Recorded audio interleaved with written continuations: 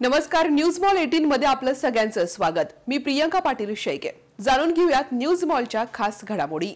माळवी पिंपळगाव या ठिकाणाहून गाडीवरनं जात असताना उमाप दाम्पत्यावरती विजेची तार पडली आहे। यामध्ये कोमल किरण उमाप या देखील जखमी झाल्यात आणि किरण उमाप हे देखील जखमी झालेत। या दोन्ही दाम्पत्यावरती रस्त्याने जात असताना विजेची तार पडली आहे। यांच्या गाडीचं मोठ्या प्रमाणात नुकसान झालंय, तर या दाम्पत्यांना देखील इजा झाली आहे। महावितरणचा भोंगळ कारभार यामुळे या नवरा बायकोचा जीव धोक्यात आहे। सरकारनं ताबडतोब या दोघांना उपचारासाठी खर्च करावा, तसेच आर्थिक मदतही दिली जावी अशी मागणी सामाजिक कार्यकर्ते नितीन भुतारे यांनी केली आहे। महावितरणवर गुन्हा दाखल करावा आणि यानंतर अशा पद्धतीच्या कुठल्याही दुर्घटना होणार नाहीत याची महावितरणने काळजी घ्यावी अशी मागणी भुतारे यांनी केली आहे। विजेची तार पडण्याच्या या दुर्घटनेमध्ये किरण उमाप आणि त्यांच्या पत्नी बाल बचावले आहेत।